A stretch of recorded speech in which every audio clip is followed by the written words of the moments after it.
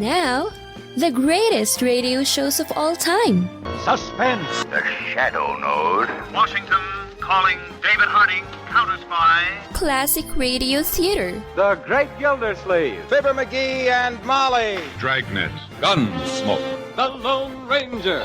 Now, step back into our time machine with your host, Wyatt Cox. Good evening, friends of the Inner Sanctum.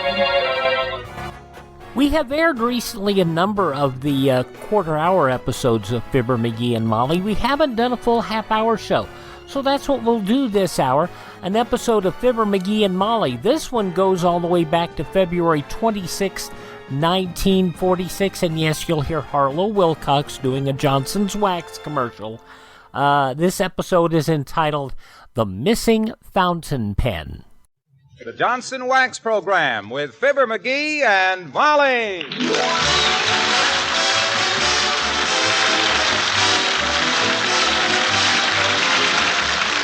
The makers of Johnson's Wax products for home and industry present Fibber McGee and Molly with Bill Thompson, B. Benaderet, Arthur Q. Bryan, and they call me Harlow Wilcox. The script is by Don Quinn and Phil Leslie, and the music by the King's Men and Billy Mills Orchestra. Valentine's Day is come and gone. Lincoln and Washington have had their birthdays. In fact, it might as well be spring, which is about the time the Squire of Wistful Vista starts writing his Christmas thank you notes, urged on by his conscience, otherwise known as Mrs. McGee. And here, about to start the job, we find Fibber McGee and Molly.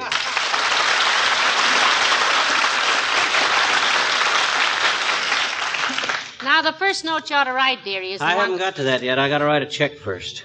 Whom to? The Elks Club, $5. Heavenly days, have you ripped the billiard tablecloth again? Nope, the caretaker's got to have appendicitis operation and can't afford it, so all the members are chipping in $5 apiece. Oh, well, that's very nice, I'm sure. Say, is the caretaker that big fat man named Joe? Yeah, that's the fella, Charlie. Doc Gamble's going to do the operation.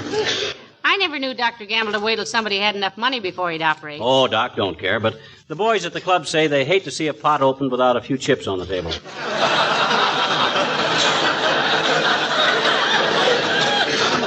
Now, let me see. Where's my... Uh-oh. What's the matter? Can't find my fountain pen. You see my fountain pen? The one with a solid gold point onto it? No, I haven't, Pet. You had it yesterday, though. My gosh, I'd hate to lose that fountain pen. Fred Nitney gave me that pen. Who? Fred Nitney. You've heard me speak of Fred Nitney from Starved Rock, Illinois. He's the guy that I and he used to have a vaudeville act together in vaudeville. Oh, sure, that Fred Nitney. Mm-hmm. Did he give you the pen for Christmas? No, he gave me that pen in 1922. We signed our first contract with that pen. Oh, with the Orpheum Circuit? No, just with each other. I promised I wouldn't sneeze while he was juggling, and he promised not to mug while I was singing Give the Baby a Lacing, Mother. He just threw another shoe. That was one of my... Come in. Hello there, kids. How's everything? Oh, hello, old-timer. Everything's fine, thank you. Yeah, except I seem to have lost a very valuable fountain pen. Lost a what, Johnny? I lost a fountain pen, eh? That's too bad. I'd let you take mine, but I haven't got one. Well, this pen of mine has got a lot of sentimental value to me, old-timer. My old vaudeville partner gave me it. Your old what, Johnny? My old... Gee willikers, were you in vaudeville, Johnny? So was I. Well, were you really, old-timer? What kind of an act did you have? Magic, daughter. Used to saw a lady in half, but I couldn't stand it very long. Why not? Hey! I says, why couldn't Well, you... sir, every time I'd see my assistant off stage, he'd kind of laugh and say, "Who was that lady I sawed with you last night?" I got so sick of that joke, I give up the act and joined the CBs. That was right after Pearl Harbor. You mean Pearl Harbor? No, Pearl Harbor, daughter. She was the girl I sawed in half. She took on so much weight it stretched my act 10 minutes, sawing her in two. I had a song and dance act myself, old-timer. Yeah, the only way I can get my husband to dance even now is to pay him for it. That's pretty good, daughter, but that ain't the way I heard it. The way I heard it, one feller says to his doctor, "Say," he says, "every time I eat strawberries, my skin breaks out. Can you cure me?" "I don't know," says the doctor. "I hate to make any rash promises." Well, I hope you find your pen, Doc.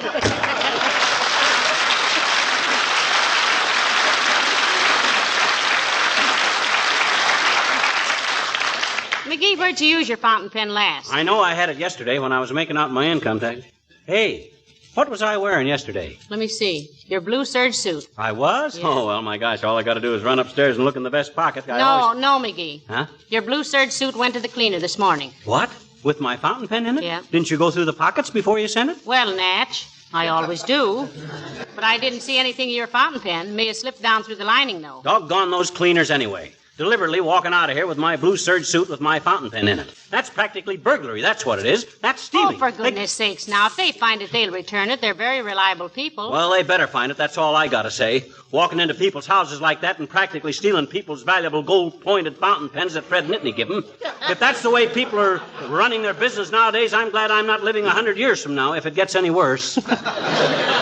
Now, nonsense, dear. You're making a big fuss about nothing. You fly off the handle like a 30-cent hammer. I'm going to fly down to that cleaning place and make them return my fountain pen. Get your hat and coat, baby. I'll just do that little thing, McGee. Even if you don't find your fountain pen, the fresh air will cool you off a little. Yeah. Now, you lock up the house whilst I get my purse. Okay, you betcha. Make it snappy. I'll up this. There goes a good kid. How she ever puts up with these nasty moods of mine, I'll never know. Except that she knows they never last more than a half hour. Once a week. Usually Tuesdays. But even so, Come in. Hi, mister. Oh, hello there, Teeny. State your business briefly now, sis, because I'm very busy right now. I got to get downtown. Oh, well, gee, mister, I didn't come over here because I wanted to. I came because you told me to. What? You told me to come over yesterday, remember? No, I don't. Well, you did, I betcha. What were the circumstances? Well, the circumstances were I saw you in the drugstore, and Mr. Tubes was weighing himself, and you got on the scale with him and divided the weight by 2 so you wouldn't have to pay another penny. And I said you were cheating the drugstore man. You said, don't be nosy, and if I came over today, you'd tell me a story. Those were the circumstances. Well, I'm sorry, sis. I haven't got time today. Maybe some other time. Okay, I'll tell. I'll tell everybody. I'll tell the drugstore man and the newspapers, and I'll tell... Okay. Cut it out. I'll tell you a story. Thanks, mister. You're awful nice to little children. Okay. I ever tell you about Myrtle the turtle? No. Well, sir, once upon a time there lived a turtle named Myrtle. Mm-hmm. She laid dozens and dozens of eggs, and they all hatched out into little baby turtles, so everybody called her Myrtle the fertile turtle.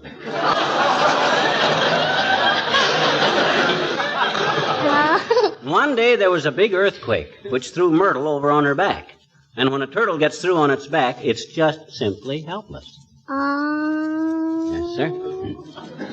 Well, sir, the baby turtles were too dumb to know what to do. They thought Mama was just taking some exercises, so they hung around and watched while she kicked her legs this way and that, jerking and twitching. And she made so much commotion that some turtle hunters saw her and grabbed her and all the young turtles and sold them all to a restaurant, and they all wound up as turtle soup. And you know what that all goes to prove, sis? Sure I do, I betcha. What? Just because you're upset about something, you don't have to get everybody else in a stew. Right. Good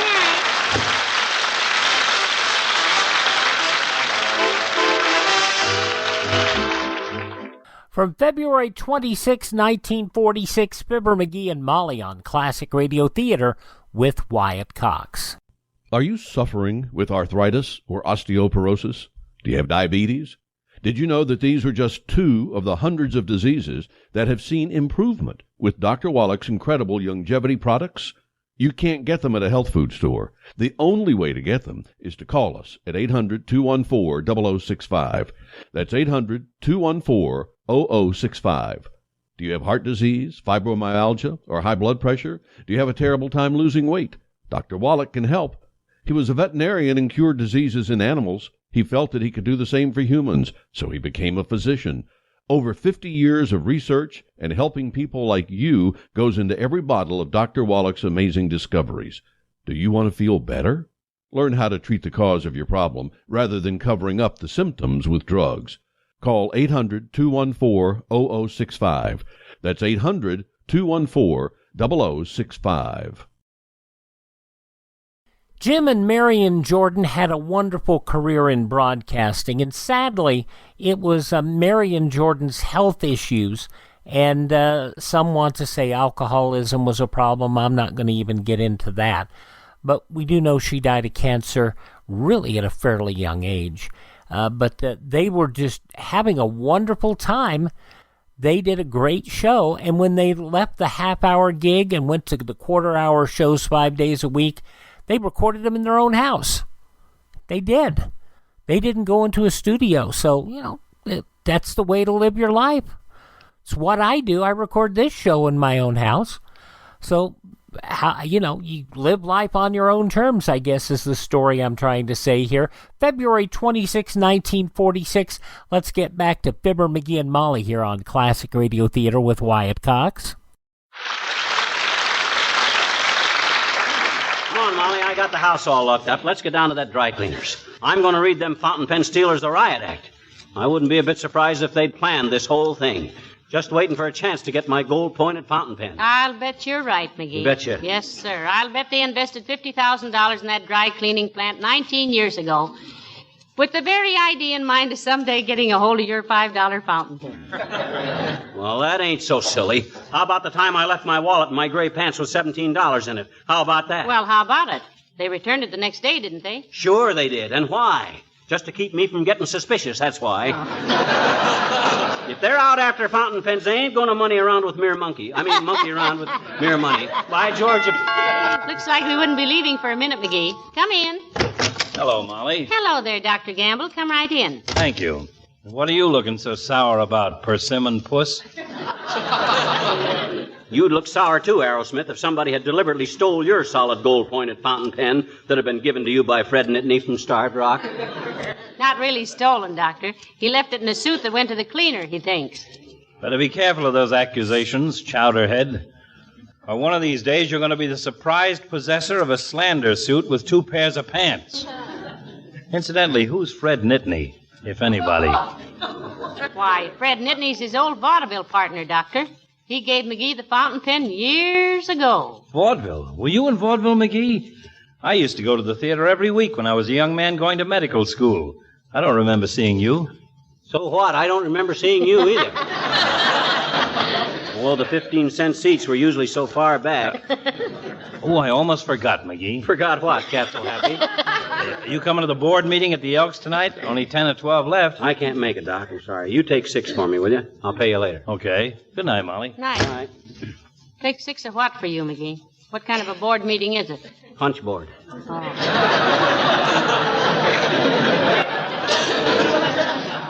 Hey, we got to get down to the dry cleaners, Molly. Every minute we waste is more time for them burglars to hide the evidence. Come on, let's go. By George. Now, just a minute, McGee. Are you sure you left it in that suit? Have you looked around the house thoroughly? No, and I don't have to. I always carry that pen in that blue serge suit.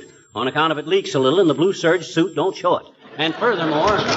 Hello, folks. I just thought I'd drop... Oh, you going out? Down to the dry cleaners, Mr. Wilcox. They have a suit of McGee's in which he thinks he left a valuable to nobody but him fountain pen. The intrinsic value is of no import. It's the sentimental value, Junior. My old vaudeville partner, Fred Nitney from Starved Rock, Illinois, gave me that pen. He thinks more of his pen than the government does of Alcatraz, Mr. Wilcox. Well, you know how sentimental all these old vaudevillians are, Molly. I was an actor once, and I know. What do you mean, once? You're so hammy right now you use mustard-flavored shaving cream. Oh. Now, McGee. Well, he's right, Molly. I still have a kind of a yen to go back on the stage. You know, I always wanted to do Romeo. Do Juliet a favor, Buster, and lay off. You're getting a little broad across the pistol pockets for tights. Oh, I don't know about that, McGee. I think Mr. Wilcox would be a very handsome Romeo. Do you know the part, Mr. Wilcox? Oh, sure. As a matter of fact, I just wrote it out for a little entertainment they're putting on tomorrow night for the Johnson Wax salesman. Here, see? Oh. Look, Junie, anytime you write Shakespeare for them guys, the stage is going to be hip-deep in Johnson's wax. Enter Lady Macbeth, lower left, with a roll-top desk. That kind of stuff. Oh, but McGee, this looks awfully good. Read it, Mr. Wilcox. Okay, I'll be Romeo. You read Juliet's part. Oh, my gosh, this is going to set Orson Welles back 20 years. You be quiet now, McGee. Go ahead, Mr. Wilcox. Act 2, Scene 2, Capulet's Garden. Enter Romeo. On a high-wheel bicycle. Hush, dearie. Enter Romeo. He jests at scars that never felt a wound. Juliet appears above at window. With shotgun. But soft, what light through yonder window breaks? It is the east, and Juliet is the sun. Ah, me. She speaks. What dost thou, fair Juliet? I dust yon living room, my Romeo.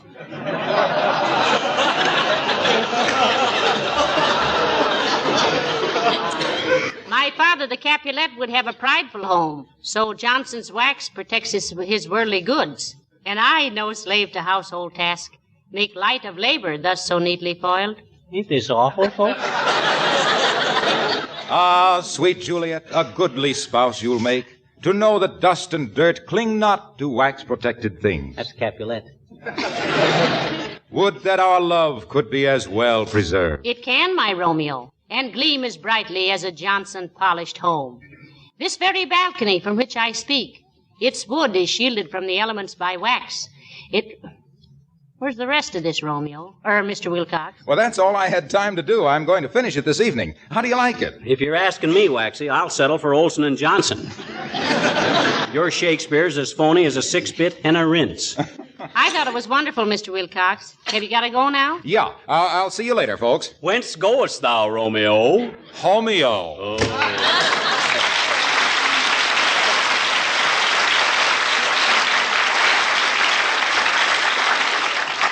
My goodness, isn't he talented, McGee? I think he has a great flair for the theater. Yeah. If he had any bigger flair, our fire insurance wouldn't be worth a nickel. Hey, what time is it? It's almost past. Oh, my gosh, we gotta get going, Molly. Them dry cleaners might be closed up and skipping town by this time. Doggone it, we never will get out of here at this rate. I think there's a power watching over you, dearie, trying to keep you from making a dunce of yourself. Come in. Oh, good afternoon, Mrs. Carstairs. Do come in. How do you do, my dear? I see you have your coat on. Am I detaining you? We're just going down to the dry cleaners, Carsty. They stole my fountain pen. Oh, now, wait a minute, McGee. That's a serious charge to make, you know. If it was the Wistful Vista dry cleaners, Mr. McGee, I must say I have always found them extremely meticulous. Aha, you hear that, Molly? Even Carsty says they're meticulous. I knew it. I had a feeling Meticulous, dearie, meticulous means careful. Huh? Oh, it does? Yeah. Is that what you meant, Carsty? Yes, Mr. McGee. Oh. Mr. Carstairs has left jewelry in his pockets many, many times, and the cleaners have always returned it immediately. He's so absent-minded, you know. Is he really, Millicent? Oh, yes, indeed, my dear. Why, just last night as we were coming home in a taxicab from a rather gay party, he leaned over to me and said, "Remember now, not a word of this to my wife." What did you say, Carsty? Oh, I said, "Of course not, dear, but you better get out a block or two from the house." And he did. Oh, it must be a little disturbing to be married to a man like him, Millicent. Oh, he's quite harmless, Mrs. McGee. One can't dislike a beagle merely because he thinks he's a wolf. Oh, which reminds me, my dear, will you go to the dog show with me Friday afternoon? Sure she will, Carsty, and so will I. You, how nice. I just love dog shows, Millicent. Is your dog in the show? Yes, she is, and I hope she goes through with it this year. Why? What happened last year, Carsty? At the last minute, she scratched herself. Oh, sure. Well, I do hope you find your pen, Mr. McGee. Good day.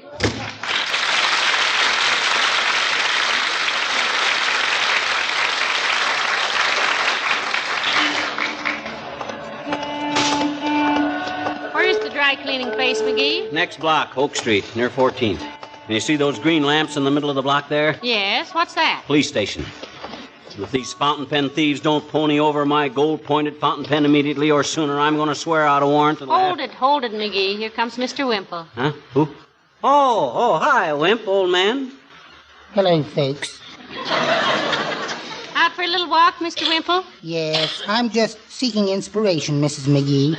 I find that walking helps me think. Inspiration for what, Wimp? Poetry, Mr. McGee. Oh. I have an order for some greeting cards, and I have to write them tonight. I think I have a good one for Mother's Day. Oh, I'd love to hear it, Mr. Wimple. How does it go? It goes, "Mama, dear Mama, this is your day. So drop your work, come out and play. Hear the children sing good wishes, then go back and do the dishes. That's more truth than poetry, Wimp. Not that it's much of either one. Have you any others, Mr. Wimple? Well, I was working on one for a friend that's sick in the hospital, sort of a sympathy card. Oh, I bet this one will have him in stitches. Read it, Wimp. It goes, to a friend who is sick. I'm sorry you are sick, my friend. I'm sorry you are ill. In a place where they wake you up at 4 to give you a sleeping pill. I hope you have a lovely nurse to help when fever starts to boin you. And if you have, move over, kid, 'cause I'll be right down there to join you. Well, I'll see you later, folks.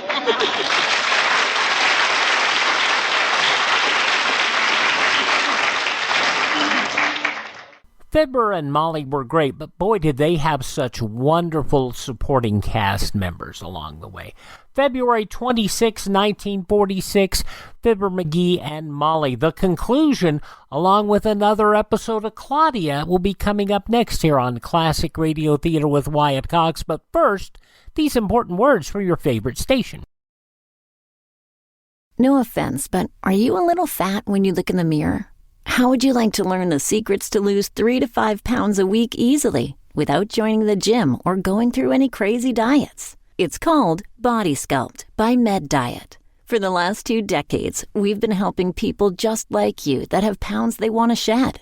We've helped millions of people lose thousands and thousands of pounds over the years. And now it's your turn. Learn the secrets of how to lose weight with one simple phone call. You'll see an amazing difference in a matter of days.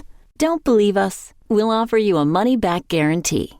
If you're ready to start losing weight right now, call right now to learn more about your risk-free order to Body Sculpt. Call for your risk-free offer. 800-738-5332. 800-738-5332. 800-738-5332. That's 800-738-5332.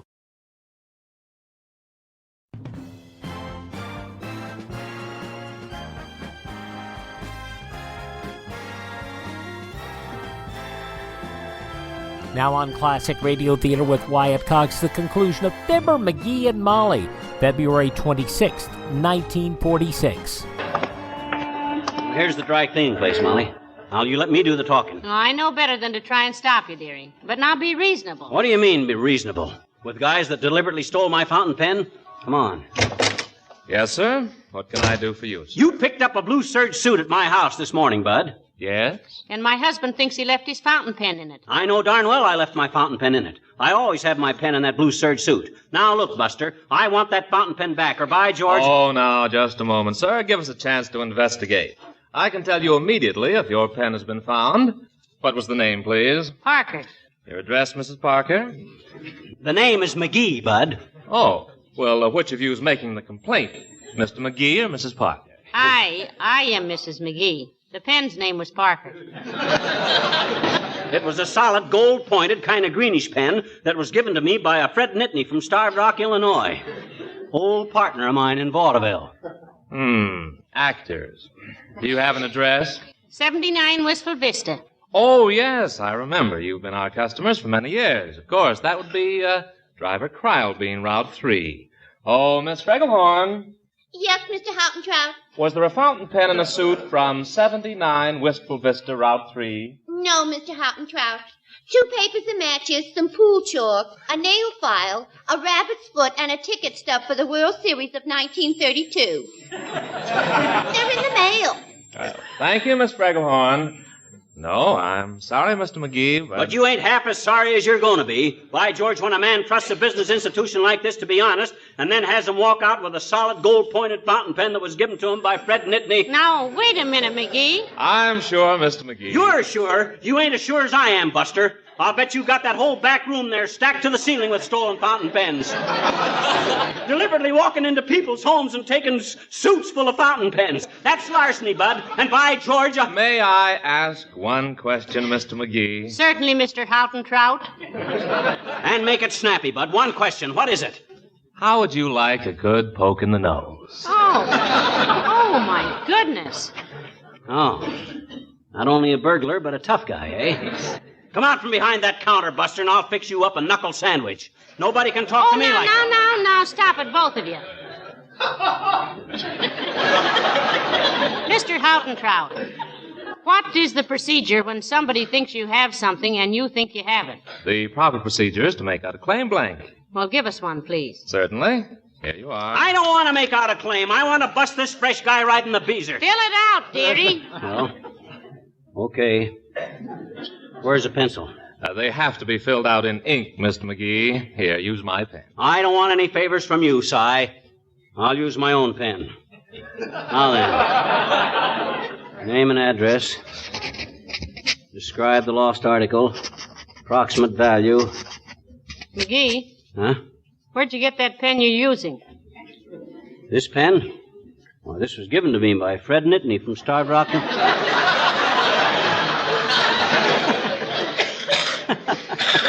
Well, imagine that, writing this code all the time. Go on, apologize to Mr. Houtentrout, dearie. Sure. I'm sorry, Houtentrout, old man. Quite all right, Mr. McGee. Shall I tear up the claim blank? Oh, no, I might as well finish it out. Bound to lose this pen sometime. Now then, state circumstances on which the article... Oh, this is ridiculous.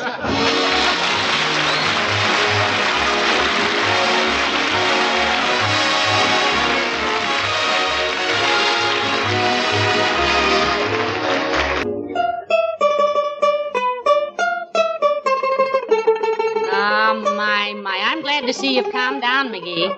Yep. Just sitting here exercising my rights as an American citizen.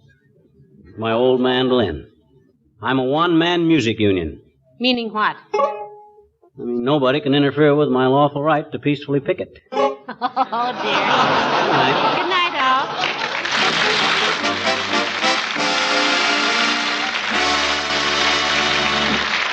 This is Harlow Wilcox speaking for the makers of Johnson's Wax Products for Home and Industry, inviting you to be with us again next Tuesday night. Good night. Peacefully Picket. February 26, 1946. Fibber McGee and Molly on Classic Radio Theater with Wyatt Cox. Are you in bad pain? You know what I mean.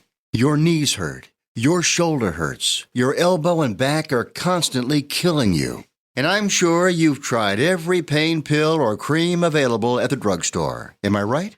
Well, here's something you haven't tried. Pain Magic.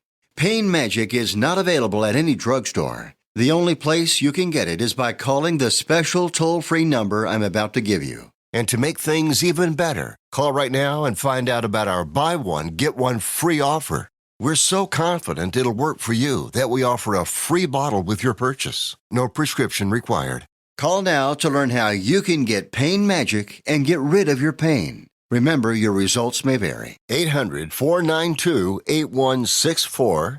800-492-8164. 800-492-8164. That's 800-492-8164. Now on Classic Radio Theater with Wyatt Cox, an episode of the soap opera Claudia, February 26, 1948, brought to you by... Your Coca-Cola bottler presents Claudia.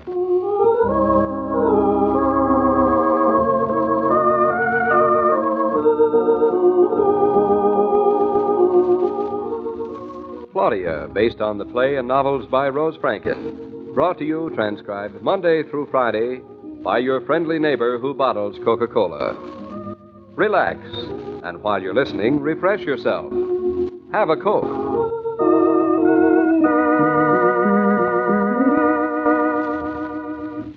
And now, Claudia.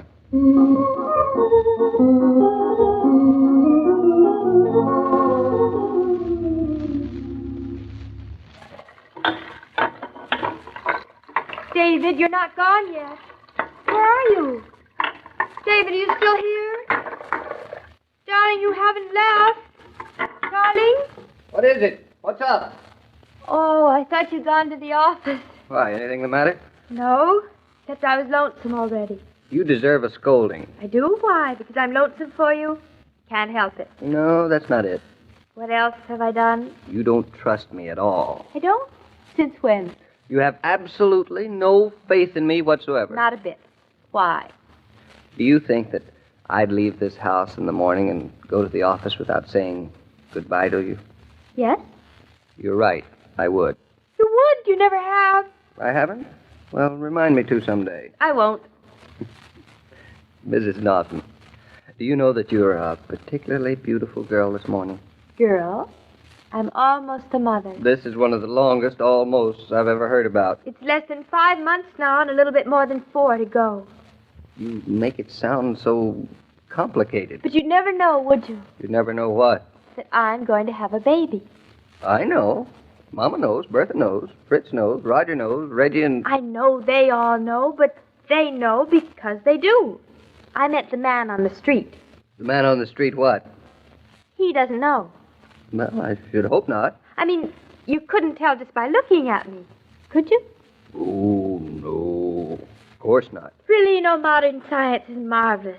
Here I am, practically about to be a mother, and the man on the street doesn't know. At least not from looking at me. Darling, it's not modern science. It's your imagination. What is? Skip it. I can't wait for the end of June to creep up on us. Well, 9 o'clock is creeping up faster. I better be getting underway. We've been married over 6 months, darling, and it gets more wonderful all the time. Just think by the time we're 60, it'll be so wonderful I'll just bust. Well, that's something to look forward to. It is. Will you call me? When? When you're 60 and bust? You know what I mean.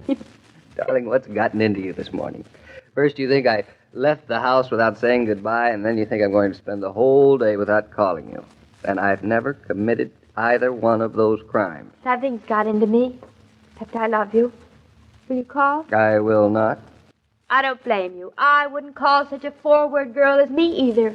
I've got some nerve asking you, haven't I? You have? Will you call? I won't. David, you're joking. I'm not. All right, then don't. See if I care. I'll see if you care. Now, goodbye. Goodbye. Goodbye. Is that all I get? What have you done to deserve more? Nothing. Goodbye. Goodbye. It's wonderful being a wife. I wouldn't be anything else. Goodbye.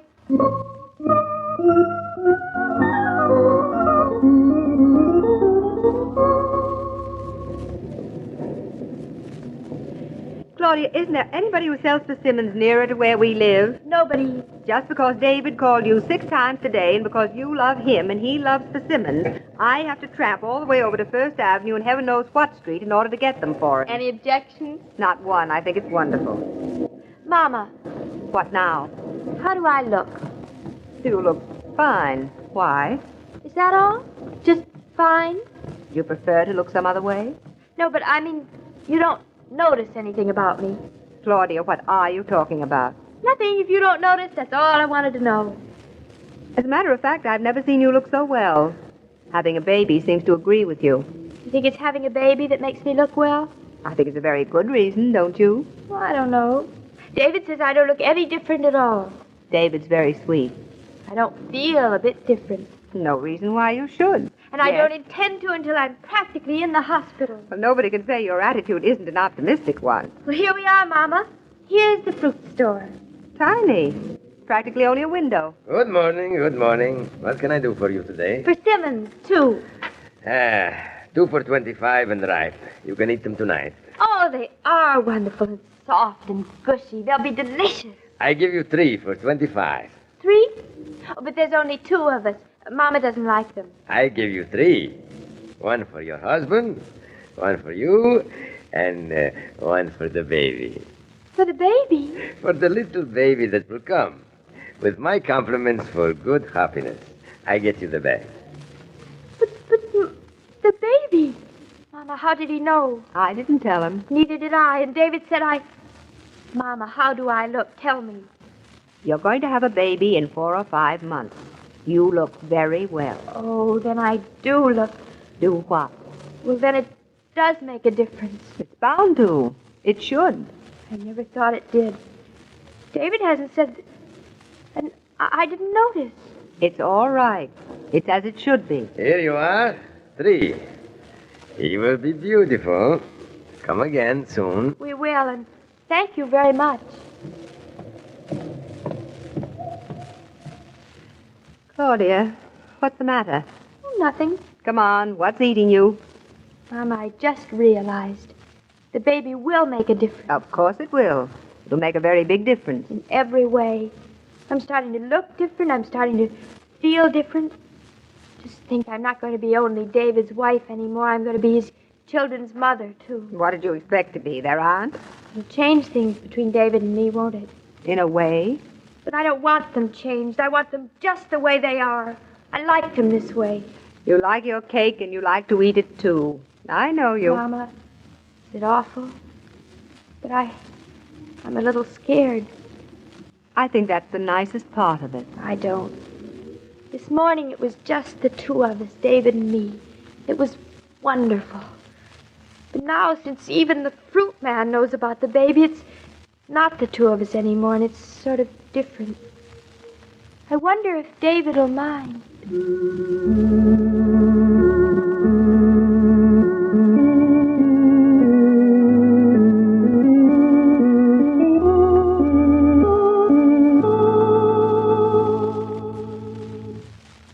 Darling, anything the matter tonight? No, why should anything be the matter? Well, you've been so quiet. Hardly said a word since dinner. Haven't I? I hadn't noticed. Well, I have. These less verbal moments of yours are quite an occasion. Good or bad? Oh, terrible.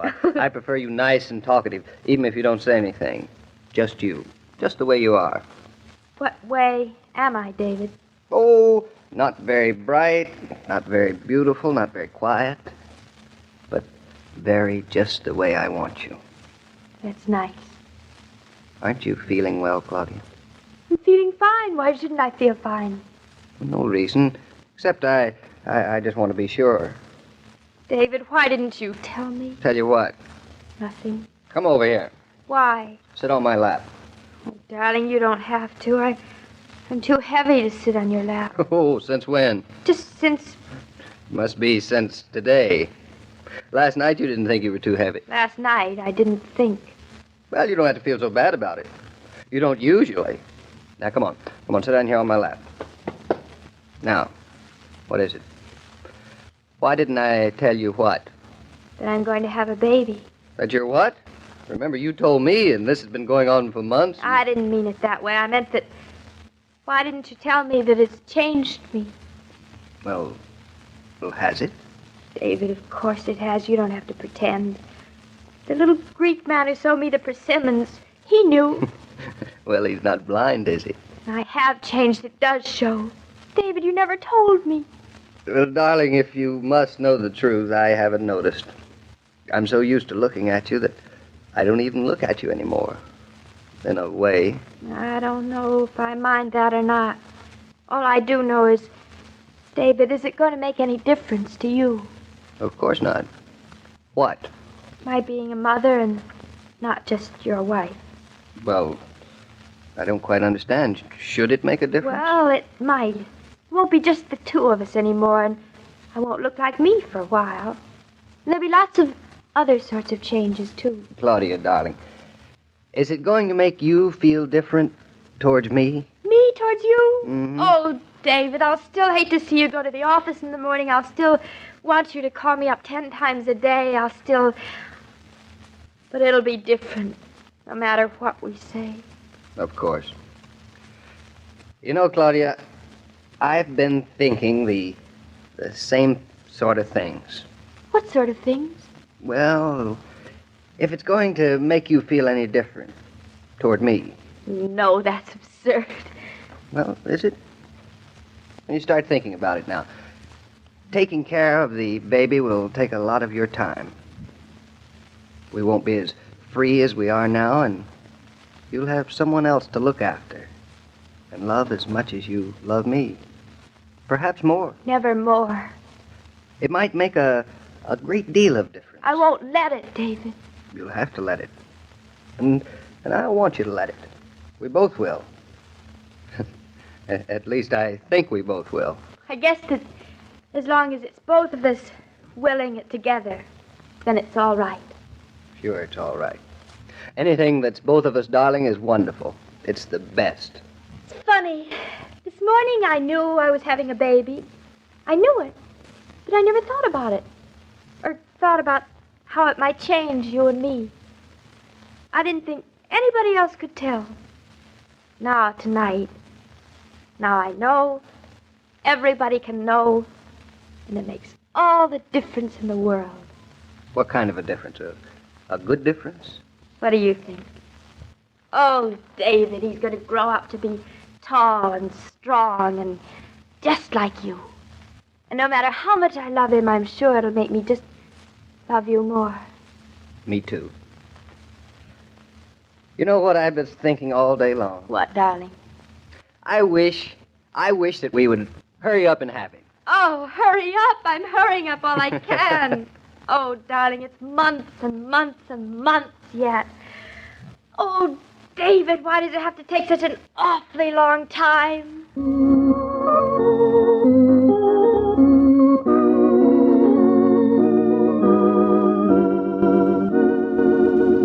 This broadcast of Claudia was supervised and directed by William Brown Maloney.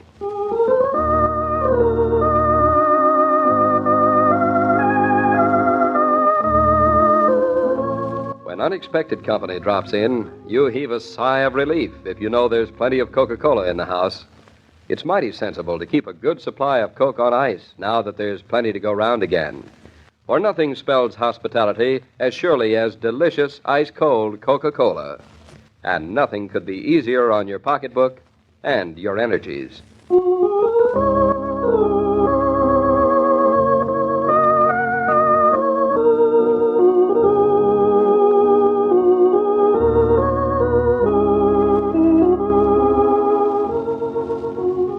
Every day, Monday through Friday, Claudia comes to you transcribed with the best wishes of your friendly neighbor who bottles Coca-Cola. So listen again tomorrow at the same time. And now this is Joe King saying au revoir. And remember, whoever you are, whatever you do, wherever you may be, when you think of refreshment, think of Coca-Cola. For ice-cold Coca-Cola makes any pause the pause that refreshes.